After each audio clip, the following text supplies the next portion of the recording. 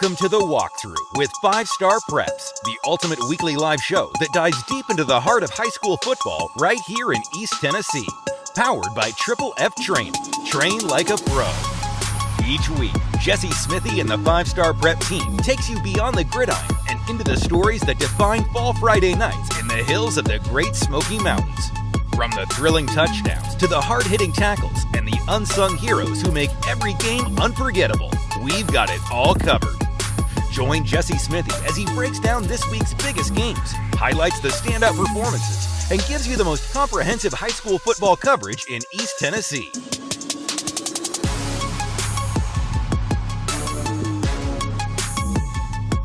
Now, catch us live on The Walkthrough, presented by Triple F Training. Welcome into The Walkthrough Week 8, presented by Triple F. Paige Dauer alongside Jesse Smithey. It's always so nice being here in this location. You see people walking back and forth. It's just nice to see how filled this area is and just the variety of services that they really do offer. Yeah, year 2 has just been completed for Triple F. Hard to believe they've been around that long, and to see them grow in the community has been unbelievable. They got their hands seemingly involved in everything. I thought they only sponsored our content. Then the other day I saw Triple F logos on somebody else's photos, and that's awesome. So they continue to branch out in the community, and guess what? I mean, basketball's right around the corner. They have a basketball gym back behind us. They have a special skills trainer that comes in and works with their athletes. Somebody I'm considering sending my son to. So check it out, whether it's football, basketball, baseball, whatever. They have the people to help your child and your children train and get up to speed with what they need to do skill-wise. But again, it's more than just skills. They mentor kids. They're in there with their Bible study again tonight, pizzas and everything. So many different services here at Triple F for the entire family. Yeah, and every aspect is so important and so crucial to the next. I want to look back at last week's high school football season real quickly, because there was a lot of chaos last week and a lot of expected wins, a lot of dominant wins. We can start with Alcoa, who handed West pretty fairly as they get their revenge on the West Rebels. We do need to take a second for our weekly Jack Keith appreciation defensive, I won't say post, but another interception, another defensive touchdown. That's what, 6 interceptions, 4 defensive touchdowns for him. Of course, that in the first half, it helped West kind of stay competitive with. Responsible of their 7 of 10 points. But it followed pretty much the same path as Greenville. And we talked on last week's show about Alcoa having 2 weeks to prepare for an opponent. And Greenville came out, put 10 to 14 points on the board in the first half, and then Alcoa shut them down in the second half. And pretty much the same could be said for that Alcoa West game. Yeah, absolutely. So, thankfully West has another strong defense, which I think has been really the recipe to this team the last couple of years. And it's proving to be something that has kept them in games or pulled them away and held on to a win. Maryville, though, there was no question in that game, which was a bit of a surprise when we were looking to last week on, was it going to be Maryville, Bearden, close blowout? It ended up being a blowout. I can't remember going to a game with as much anticipation and then 4 minutes into the game, turning to the person next to me and saying, I'm ready to go. Wow. And that's what happened. Bearden had a high snap, gave Maryville the ball on the 6-yard line, touchdown. Next series for Bearden, high snap, gives Maryville the ball around the 30-yard line, touchdown. Bearden's next series, shanked punt, touchdown. I mean, it's 21-0 in no time in this highly anticipated 6A showdown, a region game at that. Just turns into an absolute dud. Now, we're not used to seeing Maryville put 62 points on the board. Whenever they blow out somebody, this goes all the way back to when George Quarles was the coach as well. It would be 42-7, 49 maybe at most, but Bearden just kept coming, kept putting points on the board, and Maryville had to keep its starters in and eventually put them away. So it was a dominant performance.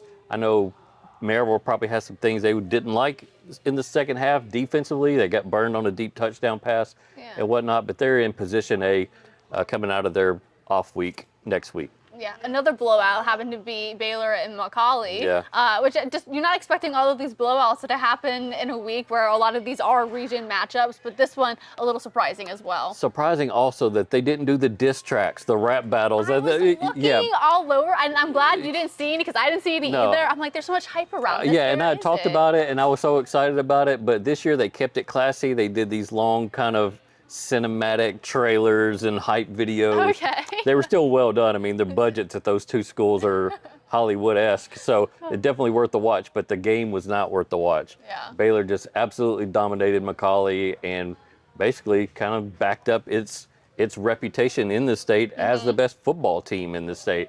And they have the best players, they have the best facilities, they have the deepest pockets. It's what it is, and the rest of the state's playing catch up in that division. Yeah, a good note here in East Tennessee is Farragut. They're getting or got their first win on this season, new era for the Admirals, and they're finally in the win column. Absolutely, 28-20 over Bradley Central, and that's a region win for Farragut. They win one more region game. I think they're in the playoffs. So that'd be awesome. That they have a couple of games that are out there that may be a coin toss game for Farragut, but the excitement in Jeff Courtney, the excitement on the team, you could see it in the post-game videos of them saying, "Hey, coach, we won this for you." Yeah. His first year as a head coach, taking over for his legendary father. I know that probably comes with its own set of pressures and expectations, and he didn't want that season to start off winless like it has been. So now they have some belief. They have some things to play for. Again, that playoff spot. It's going to be a fun, I think, last 3 or 4 weeks for Farragut following the Admirals. Yeah, absolutely. Who also had a lot of fun and then just heartbreak was the Northview and Carter game.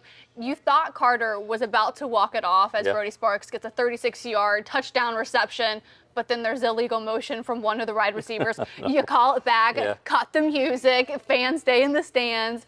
They attempt to go downfield again. It ends in an interception, and Northview hold on to their win. Absolutely crushing. But fundamentals, you might hate it, but they end up going a long way. Just kind of initial reaction to the chaos, really, of that game. Yeah, that was a game that I was tracking on my phone late into the night before I had to start doing some media duties, and I never got like a end score to it until 45 minutes after the game had ended, and it was surprising to see, just given the nature of that back and forth affair. You felt like Carter was probably going to get the ball last and maybe win it, given how everybody was scoring in the final minutes of the game. But that's sort of what we anticipated with that game. High scoring, fun, lots of touchdowns.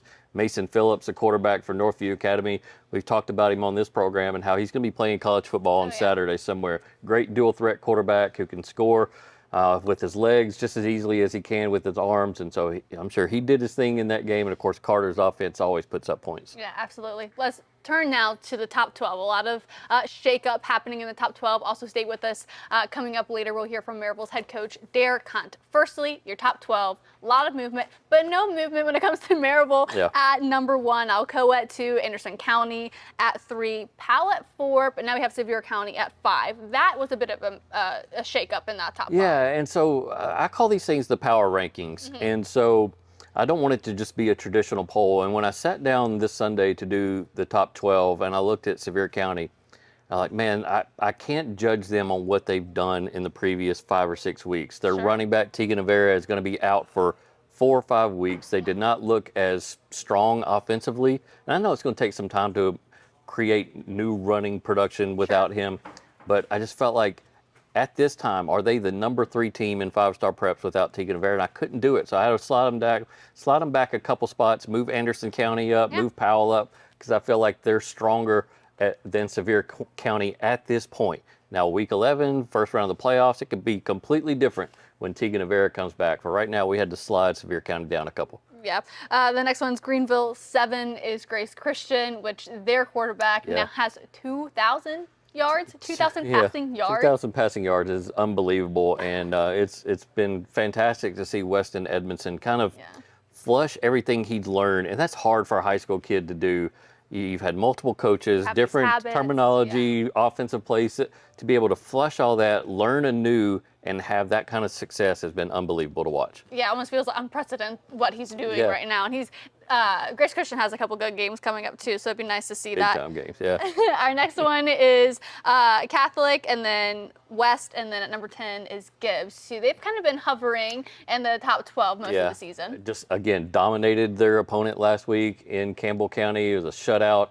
I think I saw in the Gibbs statistical report they had about 50 guys running the football. It felt like it was just kept going on and on and on. And so there were no like unbelievable statistical performances for Gibbs, but it's a chance to build depth, get a lot of kids out on the field, and who knows, at any point a player could go down, and somebody that could fill in that and plug in right there needs to have some experience, some reps, and Gibbs is able to do that. So again, some big time games coming up. in region play and basically all on the road in those region games. And so they're going to have some things to prove in this last month of the regular season. Your next one is Oak Ridge. They've really been our number 12 team this entire season. What was the benefit of them moving to 11, or was it Bearden now being at 12 that kind of by default moved Oak Ridge? Or what have you seen from Oak Ridge that you really like? I had to leave Bearden in there just because of the fact of their overall talent level. Sure. Now, they got blown out by Maryville. It's the third loss of the season, I believe. They're 3-3. Yep. And so they're just kind of hanging on right now. And I think we're going to see a push from Bearden down the stretch to go ahead and solidify a playoff seeding for them. Oak Ridge continues to get better. They've won 4 in a row now, and I know their first half last week against Central wasn't ideal. They were down 17-7 at the half, but basically reeled off 35 consecutive points and put that game away. And didn't have the run game production that they had the previous week with DeMillion Porter, but Oak Ridge nevertheless showed its strength, kind of flexed its muscle on Central, and continued its winning way. So we'll see what they have in the next few weeks. Absolutely. We're going to take a quick break here. Stay with us. When we come back, we'll hear from Maryville's head coach and Dauer.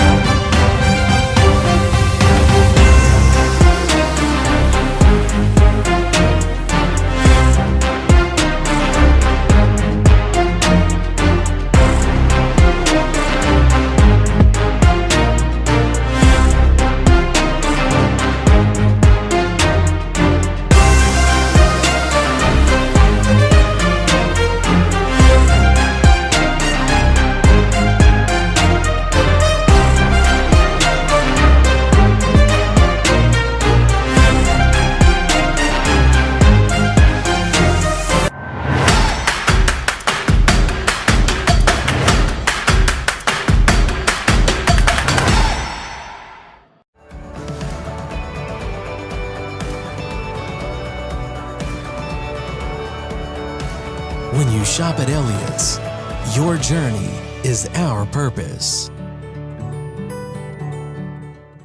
North Knox Siding and Windows is a complete exterior home improvement company that can help you with all your exterior needs. Visit us today at 5618 North Broadway.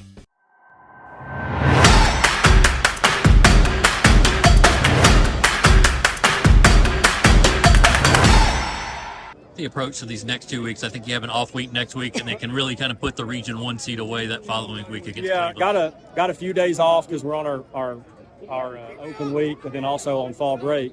But we'll come back towards the middle half of the week and practice the rest of the week and start prepping for Cleveland. There's a few things that we'll probably spend a day or two working on just us, and then we'll start prepping for Cleveland. You know, Cleveland plays Bearden next week, and so that'll be a big game. And that's what I told our guys. The very next game will be for the region championship. So no matter what happens in this game. So, we ended up in a 3-way tie at the bottom for the 3 seed last year. So this region can get crazy. We got to take care of business. Welcome back into the walkthrough. That was just Maryville's head coach and Derek Hunt talking playoff implications, and it could get a little dicey this coming week with Bearden and Cleveland. Yeah, even though they're on their off week here in week 8, I gotta feel like Maryville's coaches might be at that game. Yeah. The scouting, I'm sure they've been scouting both teams quite some time. Of course, they just got done playing Bearden, but this Cleveland team has a few transfers in, of course, especially a quarterback, and that's kind of reversed the expectations or the outlook for Cleveland this year. So Maryville's job's pretty simple. Just win that football game and take care of your 1 seed. Go ahead and lock that down and get that home playoff game, which they didn't have a year ago, which is just so abnormal to see in Blount County come the first round of the playoffs. But this Bearden-Cleveland game has some implications as well for Bearden. Absolutely. And also stay with us after the break. Jesse Smithey has a big basketball announcement coming up for this winter time. Let's get to our Waffle House win-loss projections. Of course, you've been doing so well lately. Let's see if that trend can continue. We mentioned it, Bearden, Cleveland. Bearden, they've won the last 4 meetings. Both of these teams, though, will be coming off a loss coming into this meeting. Where do you see this game going? I think Bearden knows they have to win this game to be a 2 seed in the region. And if you're a 2 seed, you get to host a first-round playoff game in November. Because that's so important, I think we see Bearden at its best. Okay. We've seen them play at their best at times, whether it's that West game or whether it's a little bit in the second half against Maryville. But I think Josh Jones stresses to his club, we have to get after this quarterback. They have guys defensively that can do that. I like Bearden to win this football game. Okay. I just do. I don't know. I'm just going to go off a hunch here. I put a check mark on Bearden. Okay. I'll be checking you after next Friday. The next one is Brentwood and Catholic. We talked about it last week, of course. At Brentwood, you have a big-time Vols commit and their quarterback coming into Knoxville. But Catholic really, for the most part, has kind of owned this rivalry. Catholic has struggled closing the deal on wins the last couple of weeks. You look at the Briarcrest Christian, you look at their game last week, they held the lead late in football games. I'm talking about last couple of minutes late and not being able to hold on to the lead. And do they fix that this week? It's going to be very, very difficult because George McIntyre is a quarterback cut from a different cloth. Yes. They were not facing George McIntyre in these last couple of weeks. They were very much facing programs that were equal to them in talent, and it just didn't go their way. George McIntyre is going to come to Knoxville. I'm sure there's going to be Tennessee coaches on the sidelines. There's going to be Tennessee fans all around that place. Big-time players like that, they love putting on a show when the spotlight is very, very bright. I like Brentwood Academy to win this football game, but Tyreek King, if they can hit on some big plays with him, whether it's jet sweeps, kickoff returns, whatever, he needs to come up with a couple scores for them to be competitive. Yeah, I think that's where he goes and gets his Mr. Football finalist accolades, or definitely adds to it that way. Our next one will be Lenoir City and Clinton. Clinton owns the record 11-10, though. It's very 50-50 in this one. Yeah, very 50-50, and this game, I think, is very important for playoff implications. That's why I kind of put it on there. Clinton has been difficult for other teams at times, and even though last week's game against Anderson County didn't go their way, they're still showing some capability from the quarterback spot, from the running back spot. We had Bryson Maddox, their big wide receiver. He continues to score touchdowns. Clinton's focus is going to be on stopping the run game of Lenoir City. Lenoir City does not throw the football all that much. They don't have to worry about that all that much. Because of that, I like Clinton to win this football game. Okay. Scott Cummings, good friend of mine. He's the head coach at Lenoir City. He's not going to like that. He's not going to like that. Alabama Vanderbilt game. They'll have this on the Jumbotron after. He's not going to like that, but I'm going to go with Clinton in this game. Yes. Our next game is Rockwood and Harriman. It's 22-2. The last 24 meetings in favor of Rockwood. Yeah. This is a tough one. This was a 50-50 game for me. I think what I heard last week is that Rockwood lost one of its top players to an injury. Okay. Harriman, on the other hand, they got two of the better players in Class 1A, and then they lose to Tellico Plains. So I'm a bit confused as to which way to go with this. I'm still going to go with Grayson Chris, the running back at Harriman. The season he's had, he's already over 1,000 yards rushing. I think he'll be the difference maker in that game. Yeah, that'll be an interesting one. That could But be again, like an remember, upset alert kind of thing going on. It's the state's longest rivalry. Yes. They love to brag and boast about that in this game. It's going to be a packed house. 5-Star Preps will be there covering it. Can't wait for it. Yeah, that'll be awesome. We'll look forward to that coverage as well. Our last Waffle House win-loss projection does come with Gibbs and Carter, which is interesting about Gibbs is they have started their season 6-0, which they've not done since the 2010 season, and that one took them to the quarterfinals. Right. There's a lot of momentum in Gibbs' favor right now, and you got to wonder, we talked about the Carter loss, kind of where they are mentally, psyche-wise going into this game. Really important game here in October. Ooh. I know. Where am I going to do the check mark? Yeah, it's give me Gibbs in this one, okay? I just feel like the grit. These will be our receipts next week. The grit, the determination of this Gibbs team. I talked to their quarterback earlier this week, and I feel like this team is focused and fired up. Kind of feels that community backing them, and so I like Gibbs to get this. It's gonna be tough though. Carter's got a lot of firepower. Well, what's interesting, the last time that they were 6-0, they lost their 7th game of the season. Don't say it. Next week was Carter, and they beat Carter. So we'll see how that evens out now that this is the 7th game and not the 8th game. Stick with us after the break. We have Jesse Smithey having a big basketball announcement coming up for this winter. Stick with us.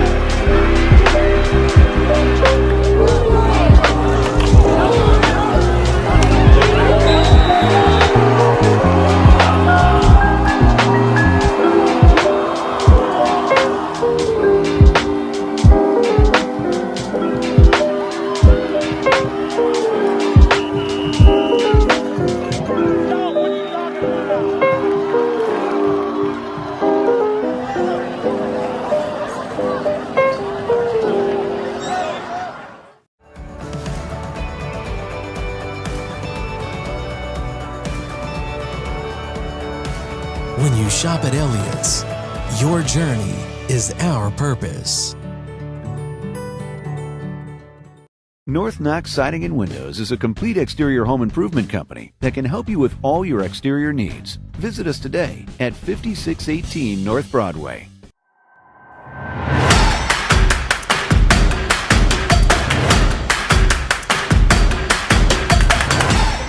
Paige, Dauer, Smithey. Jesse, we've teased it a couple of times. This basketball announcement, tell us about it. So a couple of years ago, we started the 5-Star Preps Hoop Jam, and it was down at the Knoxville Civic Coliseum. It was a big deal. And then in year 2, we branched it out into high school gyms, and now it's even bigger. So we have our official bracket announcement tonight of the 5-Star Preps Hammers Hardware Classic. Going to be taking place at multiple gyms across East Tennessee, 48 total teams. Oh my gosh. And so we're going to go through these brackets one by one, and I'll just take over the show from here. If you want to get up, get some coffee or a drink. I'll enjoy it, yeah. So we're going to start, our first bracket is going to be the Anderson County boys bracket. Again, up in Anderson County, the teams will be Anderson County versus McMinn County in matchup 1, Halls High School versus Grace, and that will make up the top half of the bracket. You got Kingston versus Powell, which is a fantastic matchup. Kingston boys basketball should be good once again in 24-25. And then rounding out the Anderson County boys bracket, Pickett County versus Lenoir City. Moving on to the Anderson County girls bracket, Powell versus Kingston in the first matchup. You got Coalfield versus Cloudland, the battle of two kind of small communities right there in the first round. Clark Range versus Halls, and Paige, Clark Range is a program in 1A basketball that is just synonymous with winning and winning championships. So really cool to have them in our event. Again, Clark Range versus Halls. And then, of course, the host, Anderson County against Concord Christian. Moving on to the next site will be in Alcoa. The Alcoa boys bracket will be Alcoa, two-time defending state champion, going up against Central in round 1. You got Farragut versus a really loaded Catholic team in that second matchup. So what a great top half of the bracket for the Alcoa boys bracket. On the bottom half, you got Paige High School out of the Mid-State against Bradley Central, and Stone Memorial and Cade Capps, a Division I caliber player, Mr. Basketball finalist from a year ago, going up against AC Reynolds out of North Carolina. Glad to have them back in our tournament for another year. The Alcoa girls bracket, you got Maryville versus Lenoir City, Alcoa versus Stone Memorial on the bottom half of the bracket. Grace Christian versus AC Reynolds, Hardin Valley versus Catholic. Catholic, of course, the two-time defending state champions, now without Sydney Main. She's out at Florida Atlantic, but they are still good to go, going to be one of the more competitive teams around. Our third and final location, Webb School of Knoxville. Let's start with the girls. You got Webb versus CAK right off the bat. Nice. Mia Green, the Division I product out at Webb. You got Maddie Braden, the Division I guard from CAK. Both teams had great state tournament runs a year ago. Right there in that first game, look forward to that. The Oak Ridge girls will take on Sevier County. Again, another kind of proud program that makes it to the state tournament year after year. So that's a loaded top half of that bracket right there at Webb. On the bottom half, Morristown East versus Granger, Farragut versus Pickett County. And then finally, the Webb boys bracket. I love this. Fulton versus Trinity Christian. Hamilton Heights is an independent school, just absolutely chock full of Division I prospects and talent against Maryville. Maryville's the team that's got Division I guys on it as well. There's going to be a lot of people at that game. And on the bottom half of the bracket at Webb, Oak Ridge versus Sevier County, two big-time programs right there. And then Webb, the host, going against Hardin Valley. So 48 total teams, 3 sites, boys, girls, December 19th through the 21st. It's going to take us about 3 days to get all that played out. Yes. But as we get closer to the tournament time, we'll have game times, ticket prices, location, all the information you need. But we're excited. We got those brackets finalized. We want to unveil them on the program tonight. So even though it's football season, Paige, it's like we got playoff volleyball, soccer, cross country, golf. Basketball's right around the corner. I'm losing my voice. This is so many brackets. That's a big bracket, 48 teams. It's crazy. Basketball practice is about to start, and those games will start in basically the middle of November for basketball season. So it's about to get really busy. And I know we're in football season, but what's your favorite part about being able to host this basketball tournament for a few years now? Yeah, I wish we still had it at the Civic Coliseum because it kind of had this old field house feel to it downtown. but more people come out to it when it's located at satellite gyms. Just easier to park, easier to get into. It's right there in their communities, and we've made sure that we put big-time matchups in each of the locations. And so whatever location you go to, you're going to see some quality basketball, that's for sure. Yeah, just like the season is going by fast, it'll be in December before we even know it.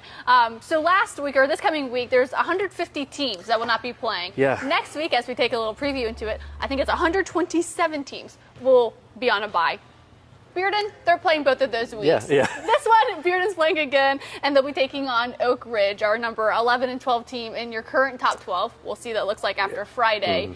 But what do we need to know about this rivalry? It's a good tune-up for both teams as they try to go towards the playoffs. And last year it was a back and forth affair. I believe Bearden won it kind of in the final minutes at Oak Ridge. And so you got a 5A team in Oak Ridge, you got a 6A team in Bearden. This is two powerhouse teams that are wanting to do big things in the postseason, and they use this matchup specifically just to kind of get their minds wired for what it's going to be like down the stretch. Yeah, Bearden's won the last three, so we'll see if that continues. Our next one is Powell and Central. This is usually a pretty good matchup. Yeah, Powell, though, really playing its best football right now, and as much notoriety as Deuce Rogers gets at quarterback or Connor Wheeler at running back, take a look at what Powell's doing defensively over the last 5 or 6 weeks. It's been unbelievable. And so that staff, offensive, defensive staff, both deserve a lot of credit. Our next one is Webb at Gray. So Webb is 7-2 in this matchup. A fun fact, though, when I was looking at the history, Webb has been able to hold Grace to 9 or fewer points in their last 3 meetings. In fact, all time, Grace has only scored more than 9 points 3 times. But they've got a different kind of a quarterback over at Grace right now. Right. And so I had a question posed to me last week about why Grace Christian's not getting more love in the state polls. Sure. Well, number one, there's 3 or 4 brand name teams above them, your CPAs of the world, things like that, that are undefeated.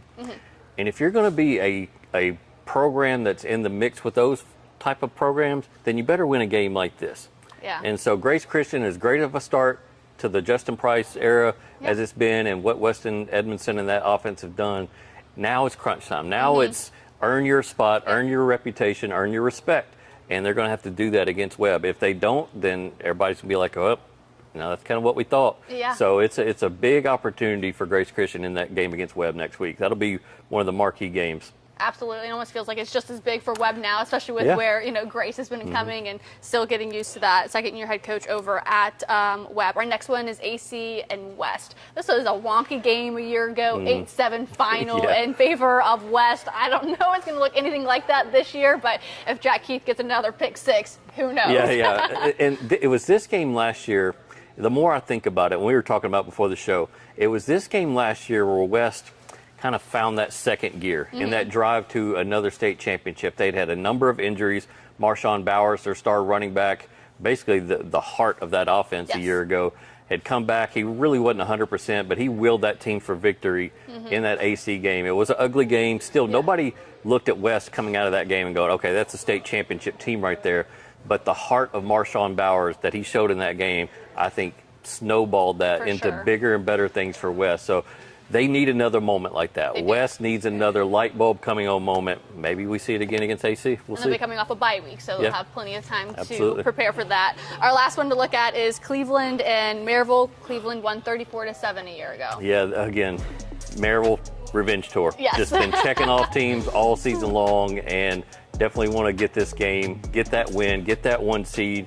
Make sure you're hosting a number of playoff games in the playoffs. Yeah. Well, that'll do it for our show. Thank you all so much for watching. Please subscribe to 5starpreps.com for all the latest on the high school football and baseball and basketball, all the high school scene. You can go over to 5starpreps.com to get all the latest on that, and we'll talk to you guys next week. Welcome to the walkthrough with 5-Star Preps, the ultimate weekly live show that dives deep into the heart of high school football right here in East Tennessee.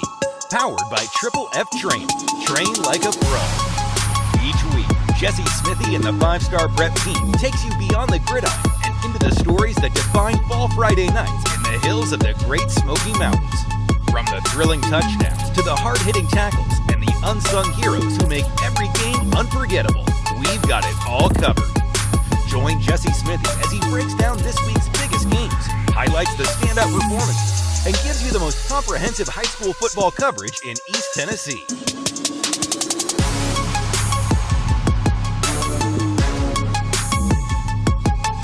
Catch us live on The Walkthrough, presented by Triple F Training.